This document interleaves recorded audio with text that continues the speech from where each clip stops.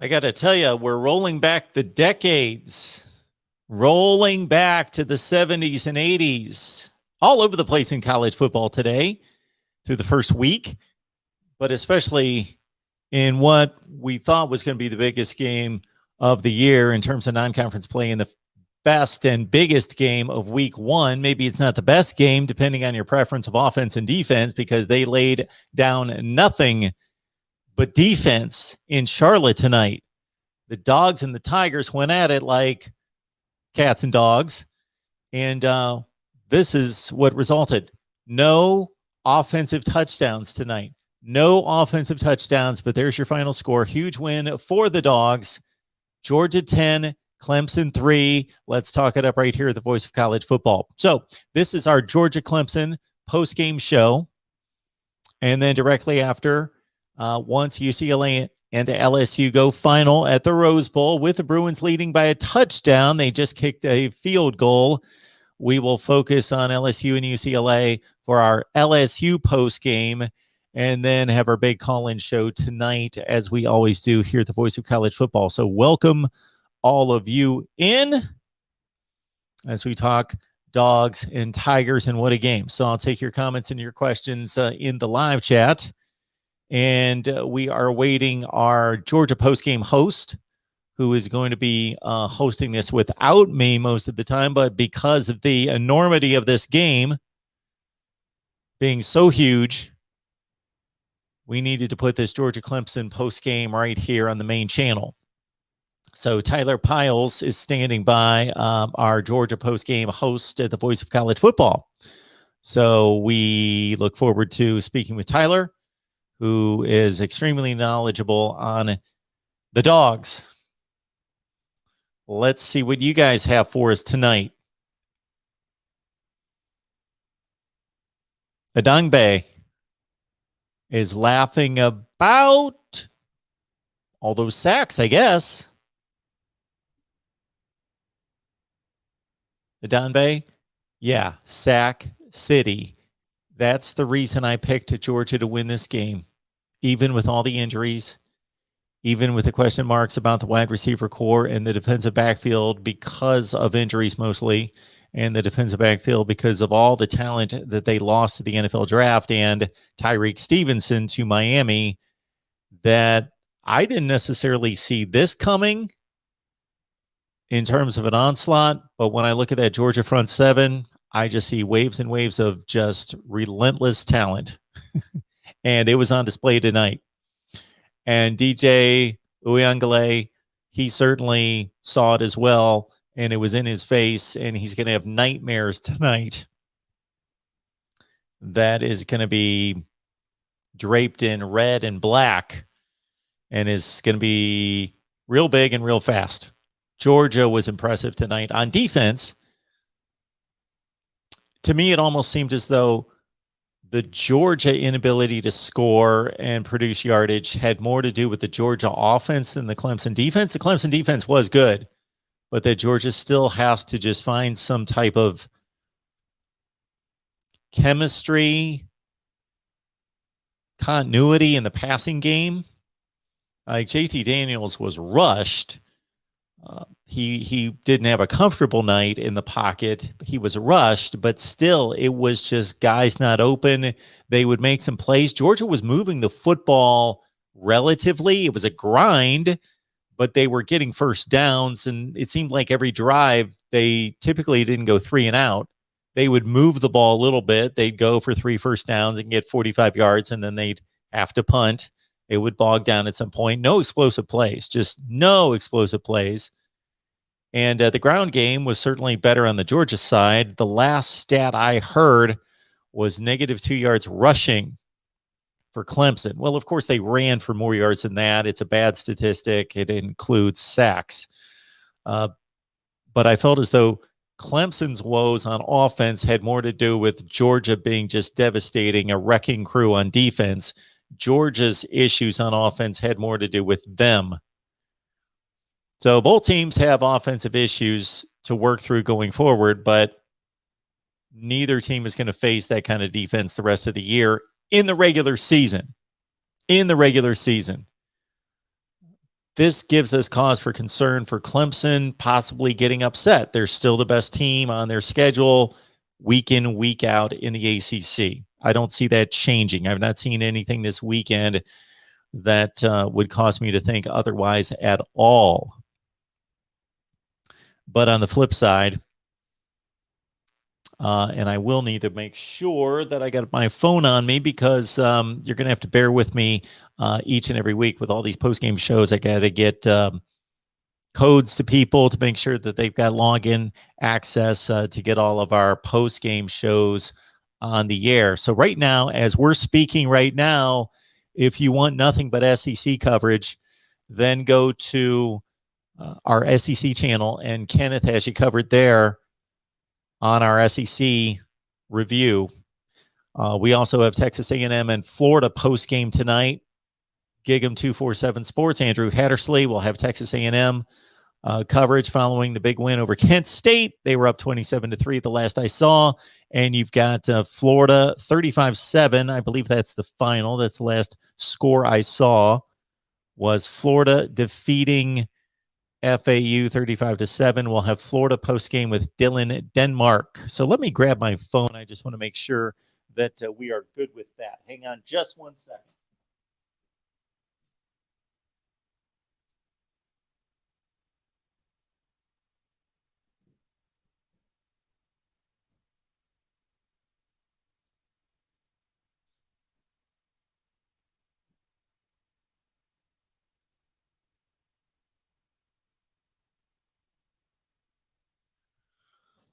All right. So again, Dogs defeat the Tigers 10-3. Not an offensive touchdown scored. We got Tyler Piles on the line. What's up, man? And the Tigers, huge win for Georgia. Tyler, how we doing tonight? I'm doing pretty well now, man. Dogs roll. Offensively wasn't great, but, defensively, insane. That pass rush for Georgia played outstanding. That's, as a UGA fan, past couple of years, that's something we've wanted to see. Getting to the QB. We've had a pretty solid pass rush for the past couple of seasons, but we just have not been able to get to the quarterback.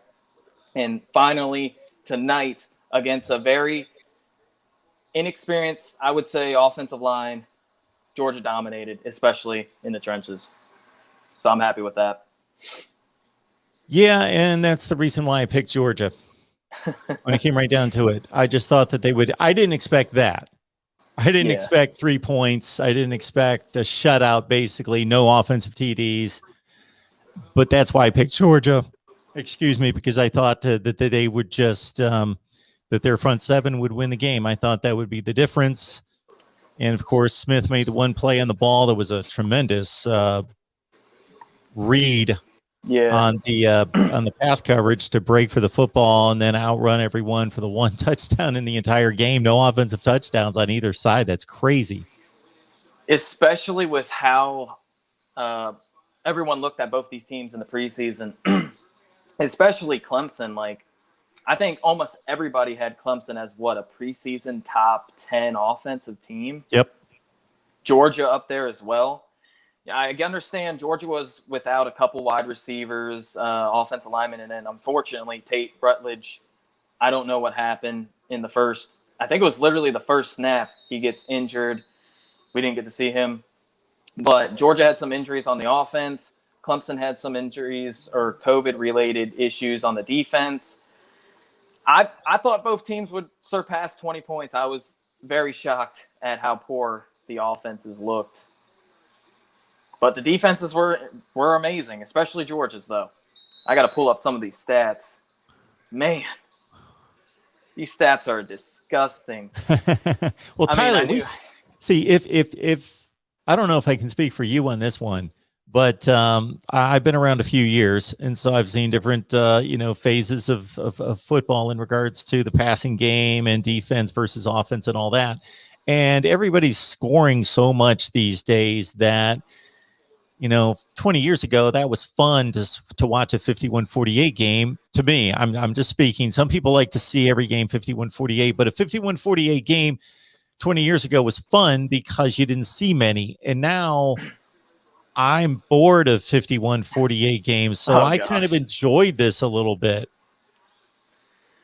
I mean, as a UGA fan, I'm used to some of these, especially in the past couple of seasons with Kirby Smart. I love Kirby Smart. He is one of the best coaches in the country. But, man, the offenses, especially these past couple of years, have just been below par.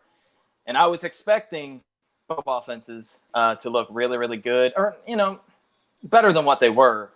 But I really, really thought both teams would surpass 20 points. But, man, a 10-3 win in Charlotte against Clemson, this first or second best program for the past 4 or 5 years. It feels great. It really, really feels great. Yeah, it should. It definitely should. I was saying before you jumped on here that it felt to me like the Clemson offensive struggles, and sure, they've got their issues to clean up on the offensive front. But to me, it felt like that had more to do with Georgia dominance in the front seven. Well, really the entire defense, but the front seven. And that the Georgia struggles on offense, even though Clemson played outstanding defense, the Georgia struggles on offense seemed like it had more to do with them.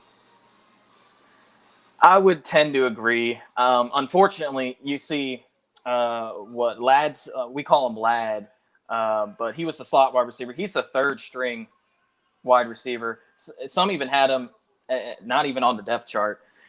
And then here's another thing. I don't know what Kyrus Jackson, what he was really doing. Unfortunately, he was just out there on punt returns. I don't know why he couldn't been out there for, receiving. Yep. Again, I don't know. That's on the coaching staff. But who else was there? I mean, you just see without George Pickens, Kyrus Jackson, these two key wide receivers, Georgia's offense was very, very conservative. And, it is what it is. Again, I would agree. Georgia was kind of shooting themselves in the foot, especially in the first half. Missing a field goal, running, I would say, a couple miscommunications on the routes back in the first quarter. But that's really it. It's just the play calling was very conservative, in my opinion. A lot of screen passes, when did Georgia air out the ball going deep? I don't even think they did once. They threw one pass over 20 yards, and that's just about it. Yeah, DJ took some shots. He took a few, not a lot, but he took some shots. But even the incompletions, definitely the completions. Jalen Johnson had a 21-yarder. That was the longest by far. Yeah. That was the longest pass completion. Again, that wasn't a shot downfield. And then Samir White in the running game had a 22-yarder. Other than that, the longest run was 8 yards. Yeah. There was just. And both teams did not respect the pass at all. They were playing very tighter coverage, at least on in short down situations, especially not even past the 30-yard line. Clemson was out here daring Georgia to throw it deep, it seemed, and Georgia just never did it. Georgia was also playing with, I think, a third-string safety. I cannot remember his name. His number's 47. He didn't really do a lot. Yeah, I saw him out there. Yeah, yep. He really didn't do a lot. But he almost had a pick. Yeah, off of the deflection. Not because he did anything, but the ball was almost thrown at him. Yeah. By DJ because he had a man in his face. But, man, looking at the first quarter, though, Georgia completely dominated on time of possession and yards. I mean, Georgia had the ball for, I think, 12 minutes exactly. They had 71 yards of total offense compared to Clemson, who had in the negatives. And Georgia just could not finish. It was just back in the first quarter, we had 3 false starts. So those are things that have to get fixed, and I think they will. But still, man, what a game. That's the other thing I was saying before you came on is that at least, Georgia was to get a first down was a grind. It was just a grind to get a first down. But at least Georgia, it seemed like every time they got the ball, they at least weren't going 3 and out. They would get like 30 yards. They'd get like 2 first downs, get maybe 25, 30 yards. Then they'd have to punt. For the most part, until late in the game, Clemson got a little bit going, obviously, on that field goal drive that really needed to be a touchdown for them. Clemson was doing nothing forever, and, of course, nothing on the ground. So our DB, our guy is Dan Jackson. He's a sophomore. That's our number 47. That's our man. Yeah. Yeah. Was he a former walk-on? Can anybody confirm that? I think he was. I know that. Gainesville, Georgia. Yeah, we will check out the live chat, Tyler and I, and get to your comments and questions. Again, as I set you up for off the top, Tyler's going to be hosting our Georgia postgame show, mostly going to be on the SEC Network and the Georgia channels. And so join him over there after the Georgia final. But, you know, this one's huge. This is the biggest game of the weekend. And so we wanted to get this thing off running strong here on the main channel. We appreciate we got about 120 folks on the line right now. And we'll chop it up with Georgia. And then when LSU and UCLA go final in about an hour, we'll switch on over to some LSU and UCLA coverage then. So what'd you see out of JT Daniels? How much of this do you think was his fault? How much of it was pass rush and guys just not getting open? I just think it was play calling. I mean, about 70% of the pass plays were 5 yards or shorter. They were out routes, throwing screen passes. I don't know if Georgia was hiding the offense, so to speak. I know a lot of people don't really like to talk about that, or if Kirby Smart just wanted to play this very, very conservative. But he had that one bad throw, was intercepted. That was just a misread. That was a pretty good play on Spector. He kind of sat in a soft zone and looked off JT Daniels and then broke out and picked off, I think, Justin Robinson was running that route. But other than that, I mean, he didn't get to do what JT Daniels does.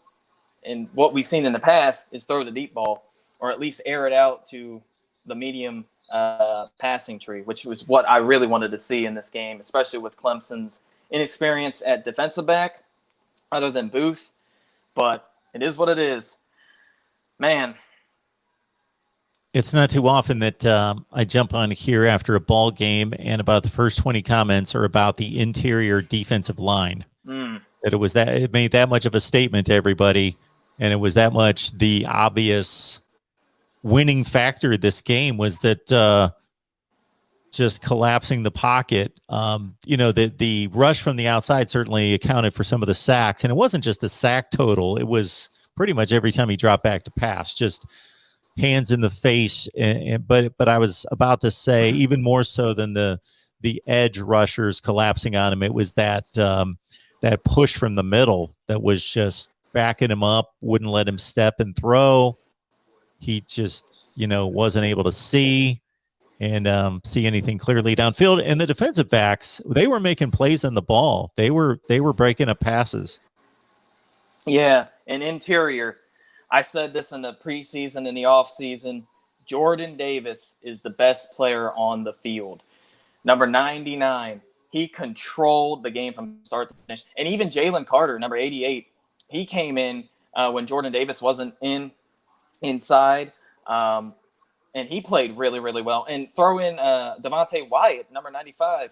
I mean, this is Georgia for you. They are 3 deep at every position on the defensive line. I would also say linebacker, not so much defensive backs. But, man, that front seven, let's be real here. I think Georgia's front seven is the best in the country, and I don't even think it's close. I don't even think it's that close. That's my opinion. I don't know about you, but Tyler, I wouldn't have argued with you before this game to say somebody else had a better one, but I would have said, well, it's arguable, it's debatable. I would have said Ohio State, Clemson, Alabama. Those are the obvious 3 that come to mind. But after watching what I saw, unless Clemson's offensive line is horrible, which I can't believe it's that horrible. They recruit too well for it to be that bad, and they coach them too well for it to be that bad. After what I saw tonight, I would say Georgia's got the best defensive front in the nation. Yeah. And Clemson's offensive line, past couple of weeks, I've been hearing, and, obviously I saw what I saw the past couple of hours, but they just aren't what they were last year or the year before, or really as good as what they were on any national championship team that Dabo Swinney has ever even coached, or even that Orange Bowl team in 2012. They had a solid offensive line. This offensive line, very inexperienced. They were without Trent Williams, guard, I think, or he might be the left tackle. So they had to move around on the offensive line. Once they get him back, I think they'll be a little bit better. But if I'm a Clemson fan, I'm worried about this offensive line because it's not great. Even if Georgia's defensive line is as good as what we're saying, and it is, but still, I'd be worried if I'm a Clemson fan.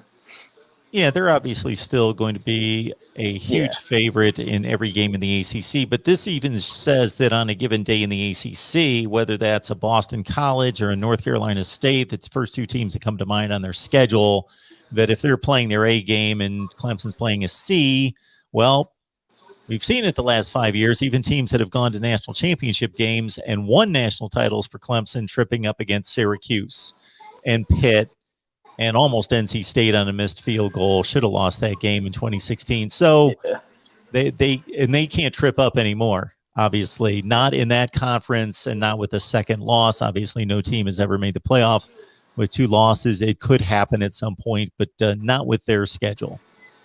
Yeah. And this, from what I've seen for just week 1, this could open up the book for Cincinnati. It could really, really open up the book for Cincinnati. And they looked really, really good today.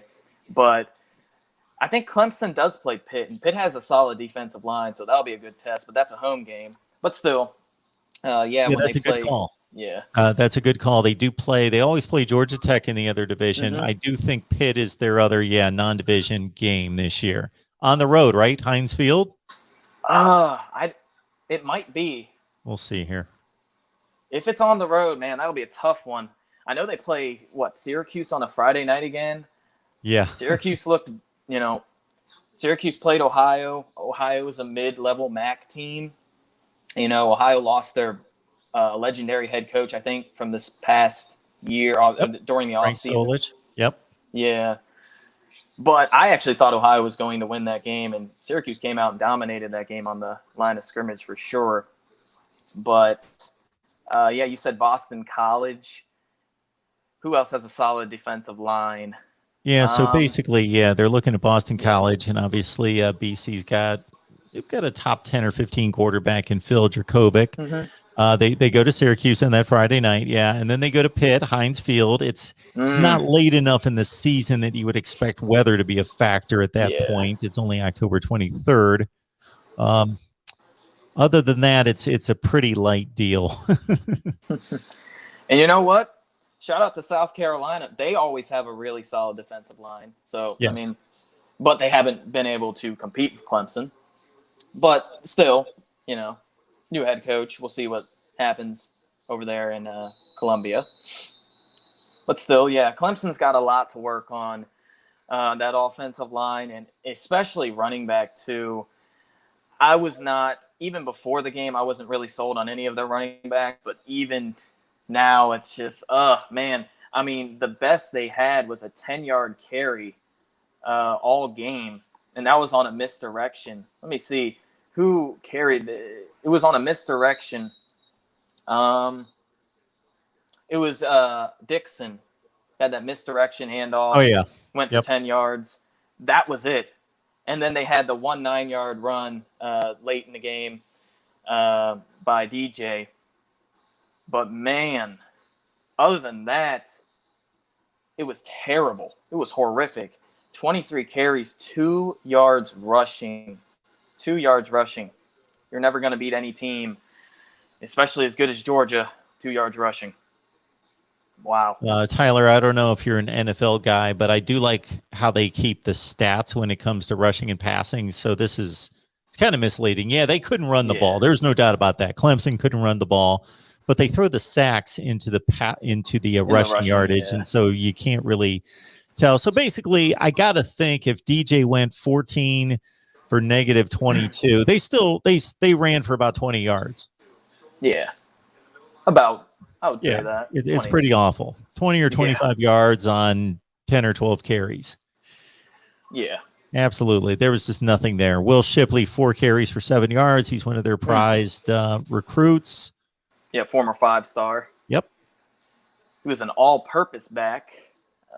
He didn't even have a catch. Oh, he did have one catch. I think it was on like that little pitch out. Yeah, 11 yards. Yeah, they got one to him. He slipped a tackle. Justin Ross, 4 catches, 26 yards. I don't know how many targets he had. I would think he had, 8 or 9 targets? Yeah. Nagata had a great game, though. Somebody had to step up for Clemson, though. They've been waiting for that for a long time. But Justin Ross, 4 catches, 26 yards. I'm going to take a guess and said he had 8 or 9 targets. Can't do any better than that against a borderline, if not an elite wide receiver. Now, the stat line doesn't look impressive, but let's give some love to Georgia's leading receiver here, Brock Bowers, a freshman, tight end. A lot of attention given to the Georgia tight end position over the offseason, but it had more to do with Eric Gilbert, of course, coming in, and even Darnell Washington looking for a big second season, and he was banged up. Brock Bowers, I know, was a top 5 to 10 tight end in the nation coming in, so he's no slouch, but he didn't pick up a whole lot of yardage, but a lot of those plays, man, he was slipping tackles. He was fighting for every yard he could get. And he was breaking tackles from one of the best tacklers in the country, James Stowski. And that was very surprising with how well. Oh, sorry about that. I was the cover girl. But that was very surprising with how well he was able to break some of these tackles against really, really good linebackers and defenders. I mean, we ran 3 of his catches were tight end screens. So he played really, really well, and he blocked really, really well, especially in the second half. JG is saying, no way Clemson wins out. Team is a mess. Well, I think we tend to go a little overboard on the week 1 performances, and they did face what might be the best defense in the country. So, yeah, they have issues. They have issues because their goal is to win a national championship. If they just want to go 9-3 and be a good team, then they don't have many issues. But yeah, they need to play elite football. So yeah, they do have issues. For them, they have issues, no doubt. But they're not a mess. Yeah, and Clemson's only going to get better. And they played really, really well defensively. Clemson and Georgia are both top 3 defenses. So you got to give them a little bit of a break with their offense. Like I said, we already covered this. Work on that offensive line, and then running backs. They'll have running backs step up, especially when they play. I don't even know who they play next week. I think they play an FCS team or a MAC team, something like that. I know they play out of conference. They've got UAB. Coming up. No, that's Georgia. Oh, I'm sorry. I thought, yeah. Okay. And Georgia cannot sleep on UAB because UAB has a solid defense too. Yeah. Just being real. Yeah, Clemson's got South Carolina State coming up. Okay, yeah. And that game is going to be, a huge learning curve for Clemson. They're going to go out there and more than likely dominate. They just are. I expect them to surpass 150 yards rushing. Maybe they'll fix some things on that offensive line, find a true number 1 running back. Is it going to be Dixon, Shipley, even Pace? I don't know. I'm really surprised Dixon only had 1 carry in this game, because I thought he was going to be the true number 1 running back. But then again, obviously Georgia's defense suffocated that inside and made it impossible to run. But still, and then after that game, I think they do open up ACC play.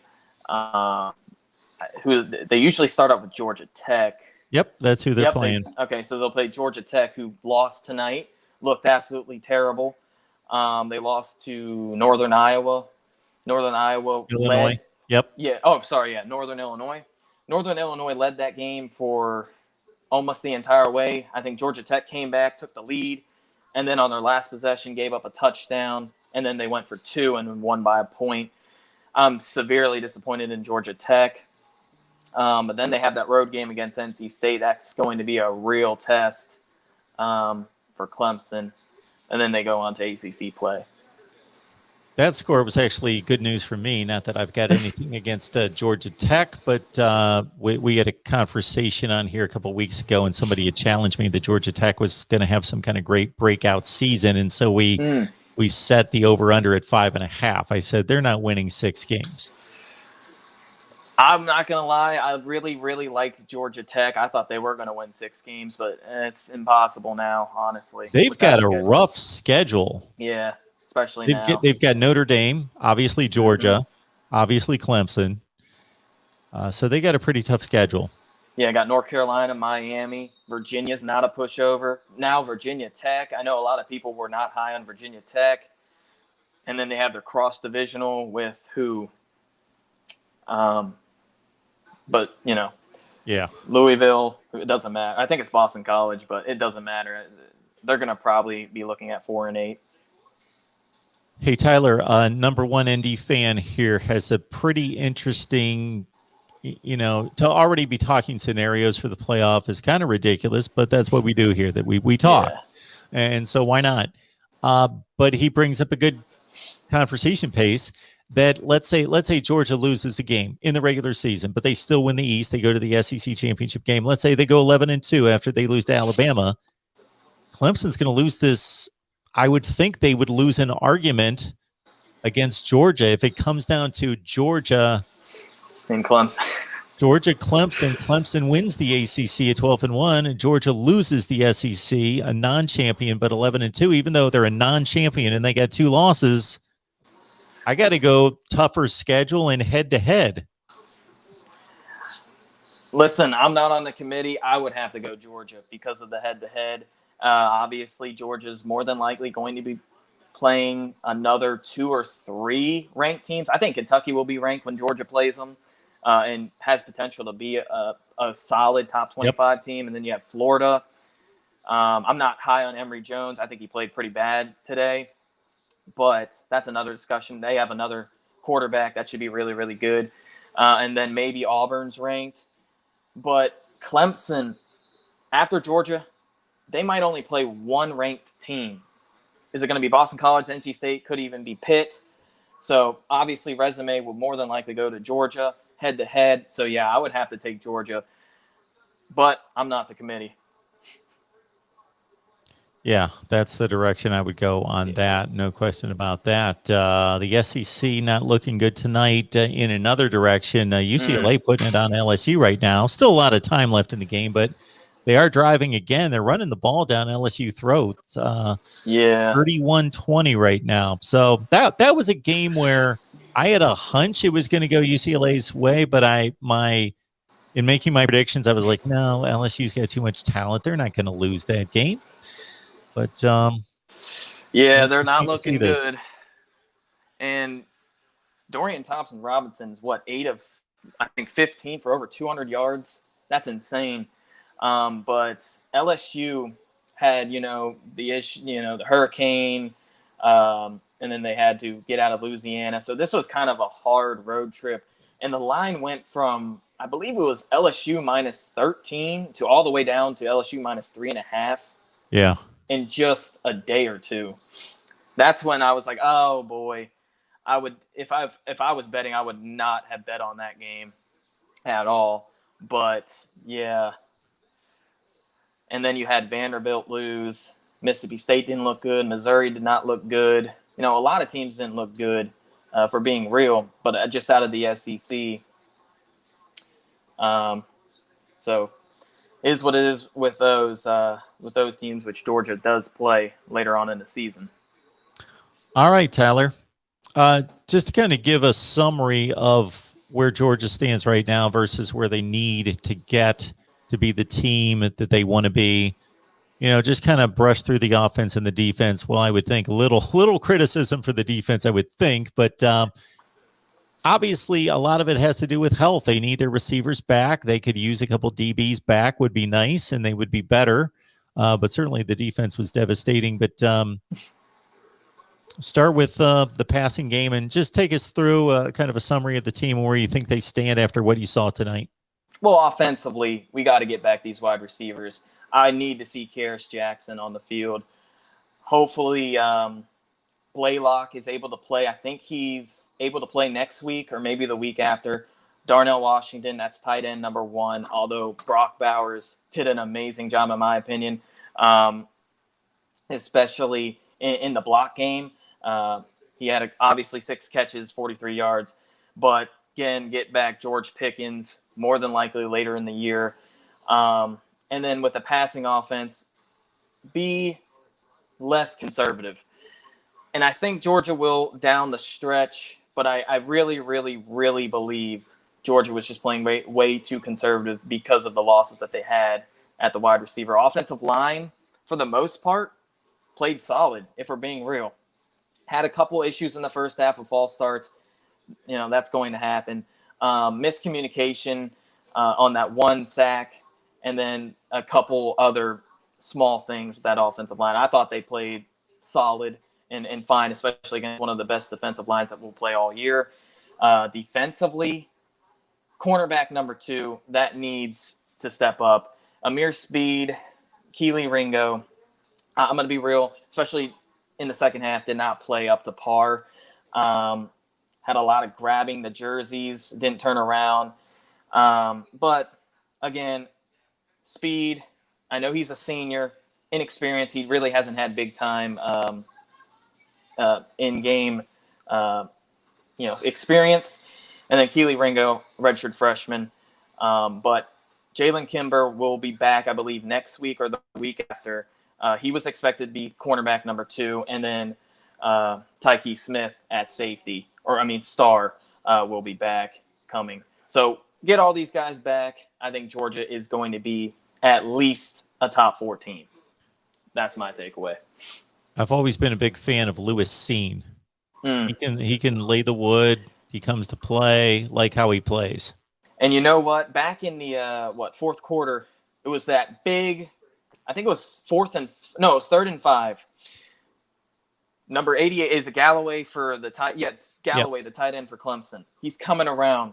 Lewis Cine, knowing Lewis Cine back to last year, he's going down and he's going to go shoulder to shoulder.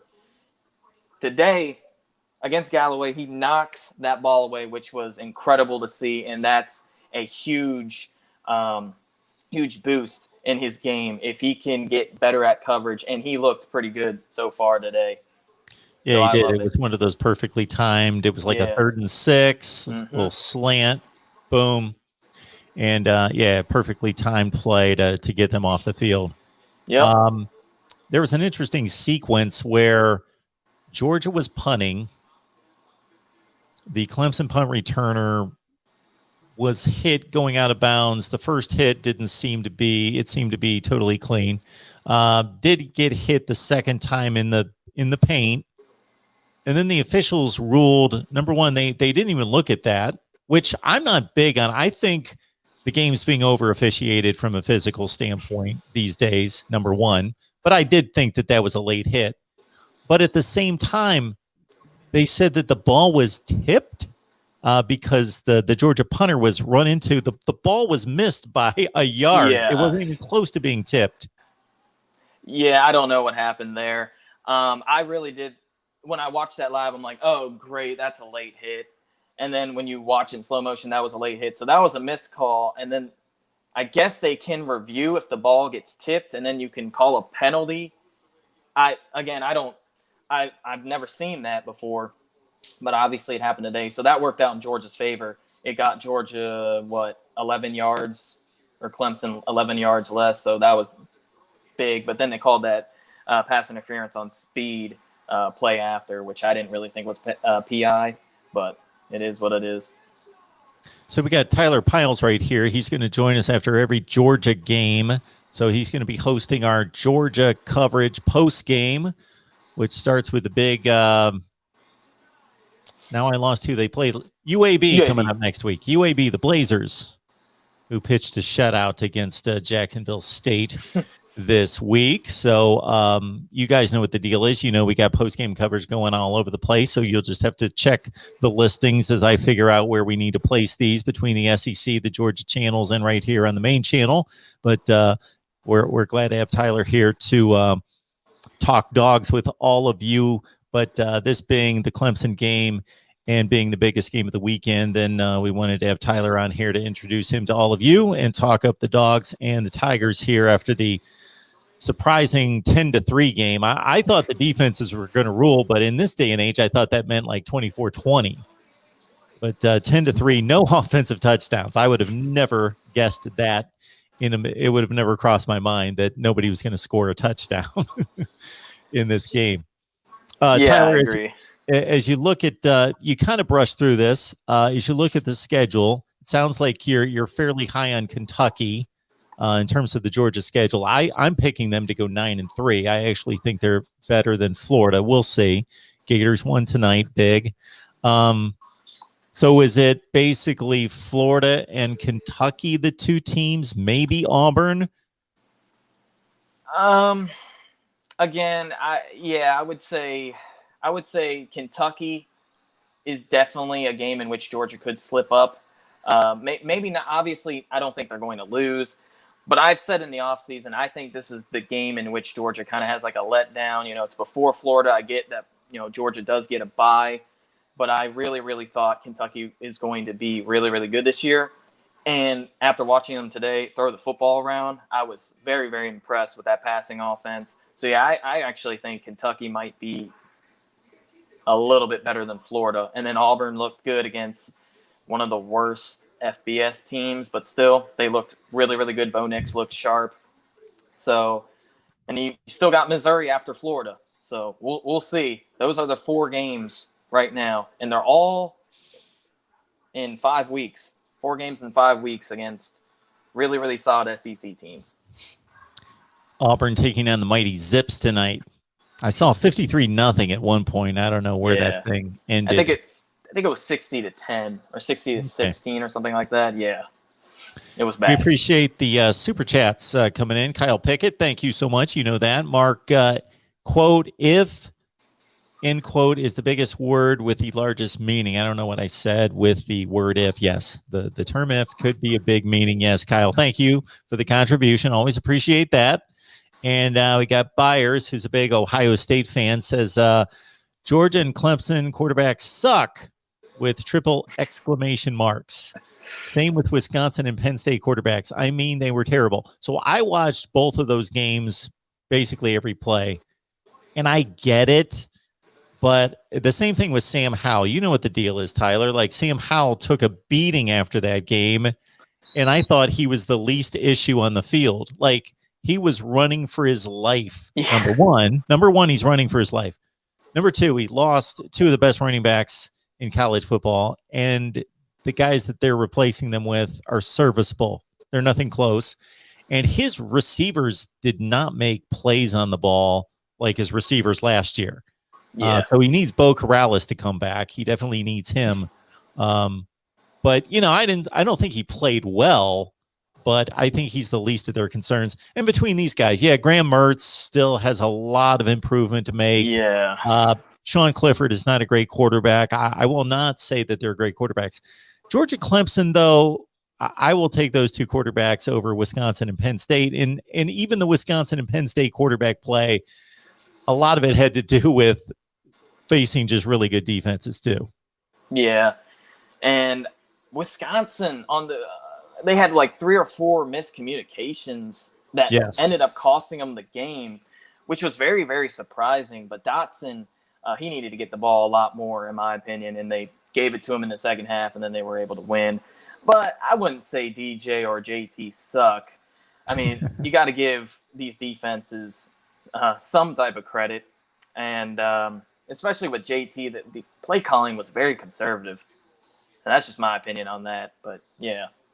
Aren't both of these guys top 10 to 15, at least top 10 to 15 quarterbacks in the country? I can't think of 10 or 15 quarterbacks you would take over Either one of Yeah. them. I even even after this game, I would probably have to say yes. Um, I was very, very big on Miles Brennan. Unfortunately, he gets hurt again. But I really can't name 10 or even 9 or 8. So, Zachary Foster, Cincinnati fans chanting, "We want Bama." Well, they can chant it just because yeah. the likelihood of them seeing Bama's small, even though I would like to see it. I want to see him run the table. I want to see chaos. I want to see the committee have to make a difficult decision. So I would like to see Cincinnati beat Indiana and Notre Dame and make it tough on the committee. No doubt about that. They had Miami of Ohio tonight. So, Yeah. you And know, unfortunately, they took their schedule or, their resume just took a hit with Indiana losing by almost 30 points to Iowa on the road. Oof. Yeah, I think Indiana's a good team. I think they'll go 8-4, but I don't think they're that good. I had them pegged at 8-4. I thought that was going to be like a down to the wire 22-20 game, low scoring Big Ten, Iowa, Indiana. I just thought that the point spread was dead on in that 2 to 3 range, 3.5. But no, Iowa just they've got an elite secondary. They always have a great defense. Not necessarily an explosive offense. Really good running back and Tyler Goodson. And that great offensive line. Yep.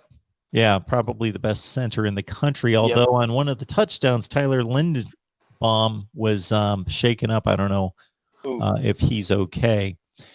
Vandy Dandy, fire Clark Lee and the AD for not hiring an offensive coach. 23-3 loss to East Tennessee State is unbelievable. I didn't see that score. For as bad as Vandy is, you're an SEC team and you're losing by 30 points to East Tennessee State, or 20 points. Wow. Yeah, I didn't really watch any of that game. I watched a couple plays where they were just running it up the middle for whatever reason. it was on like a third and 7 too, which they did that, and I was like, I thought they would come along in the second half. Vandy got absolutely destroyed, and man, it's going to be hard for them to win a game. I know they play Colorado State. I think that's a winnable game, but other than that, ugh. All right, everyone, we thank you so much for your contributions. Appreciate that. Comments, questions. I think we've pretty much covered Georgia's win over Clemson, 10-3. And again, the Bulldogs will clearly be the best team on their schedule the rest of the way, but Kentucky, Auburn, Florida will certainly pose threats on a given week. We shall see. Same thing with Clemson running through the ACC as we covered. Again, that's Tyler Piles. He's got our Georgia post game, and just follow us week to week in regards to where that's going to be. But Georgia taking on UAB. Do we have a game time on that one? 3:30 Eastern. All right. There you go.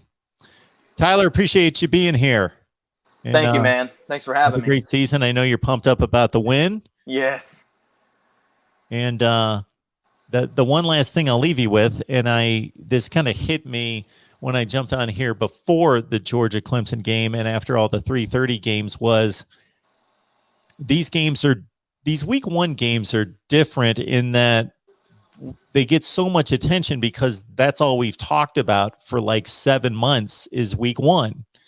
The other games, obviously, they don't get a whole lot of talk except for the week before. You know, you look ahead if you're going to play Bama or Texas A&M or play somebody good, you might look ahead a little bit, but just the amount of analysis, you know, for months and months and expectations of what this game's going to look like, and then it finally gets here, and it's the only week that it's a very unique week from that standpoint too, in that, you know, these games have been just completely just wrung to death when it comes to analysis and breakdowns, and then they finally get here and we get to separate the perception and what we thought was going to happen versus that's actually the way it played out. So there it is. Yeah. All right, Tyler. We appreciate it. You have a good night. Thanks, man. Go Dogs, baby. All right. Sounds good. We'll see you next week. See you, man. That's Tyler Piles. And he's done work at SD1 Sports and elsewhere. And so we brought him on to break down the Bulldogs each and every week. So he will have our Georgia post game after the UAB game next week, most likely on the SEC channel and over on the Georgia channel. Speaking of which, we've got an SEC show going on the SEC channel right now. We also have Texas A&M and Florida post game. And if I check my phone every so often, it's just to make sure that we're getting our hosts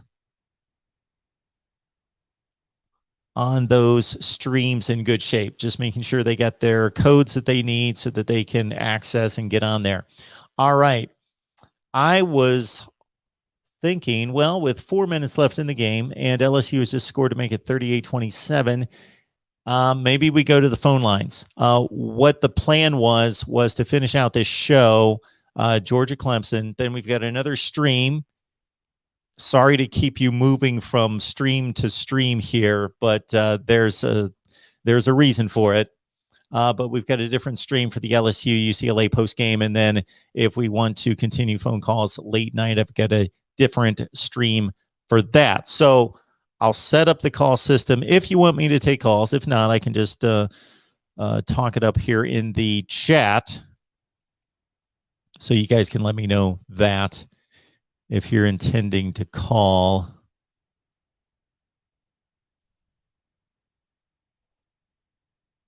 PKL, good to see you. Thank you for that.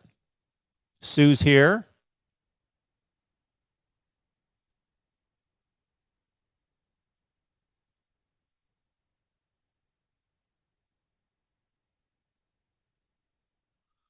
Q Lee, Dan Mullen, better start. Oh, Anthony Richardson. Even though they scored, 42 points tonight? Really? You still want, what was the final score in that game? Regardless of what the final score was, they scored like 5 touchdowns, 6 touchdowns. Emory Jones can't read coverages. Yeah, stream to stream.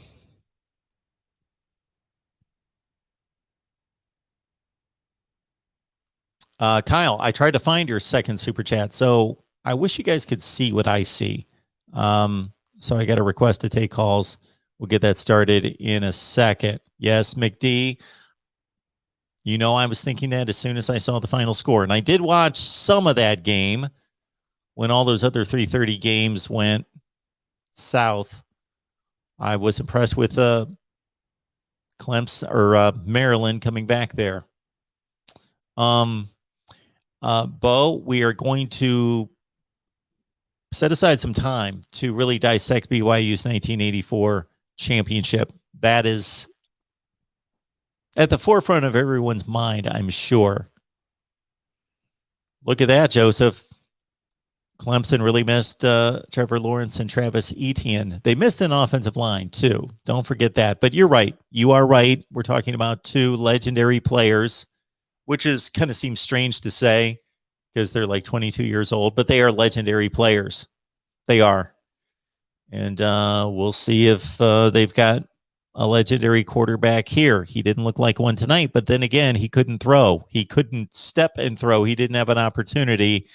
That performance, I can't think of the last time we saw this kind of devastating front 7 performance against a big team. You see it every week somewhere. And I thought of it early in this UCLA LSU game when UCLA was really stopping the run, harassing Max Johnson. I thought, you know, this looks similar to what they did against Hawaii. Now they're doing it against LSU. So this UCLA performance is pretty impressive tonight. They've got the ball, 3 minutes left. And again, I guess I need to go with my gut instincts on these games a little bit more because this was one right here that I thought I like UCLA. Something about this setup here. Something about them having already played a game. All right, Kyle, yes, on the super chats, I could not find the other one. So I apologize. If you write it without a super chat, I will read the comment that you wanted me because it's gone now. I can only go as far back as 11:57. That's as far back as I can go.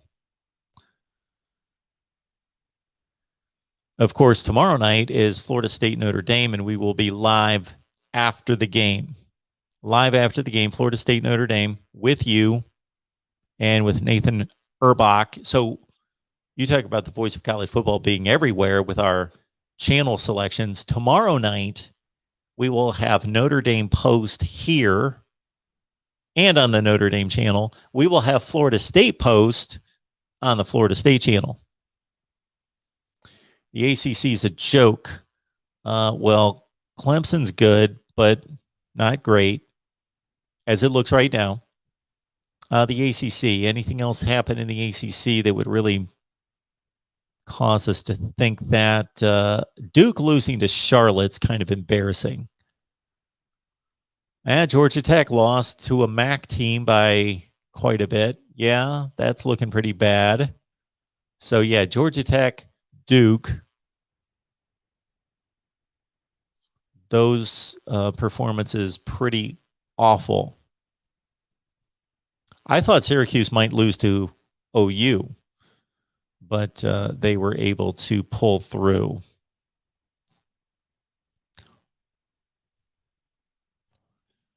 I think it's going to be a waste of time for us to take any calls right now because we've got LSU or UCLA running out the clock. 2.5 minutes. The game should be over in the next 5 minutes. Then we're going to strike up our LSU-UCLA live stream. We got Lon Philip Sullivan standing by to break down LSU's loss. And possibly Tony Siracusa, who should be at the Rose Bowl. Maybe he can join us. We shall see. Maryland has some talent. They've recruited well. You guys know that I will have my rankings out in the morning. The top 25. That actually makes sense. And wait till you see my rankings. For those of you who have never seen my rankings, okay, let me see who needs their code. Hang on just a second.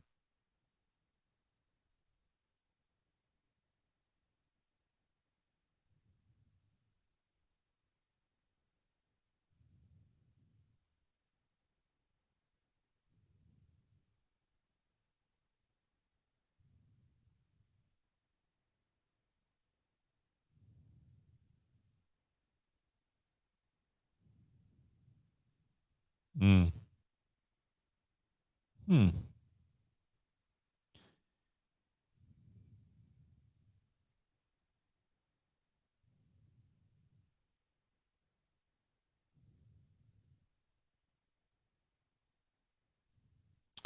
Don't know if this, okay. There we go. Hang on. The code is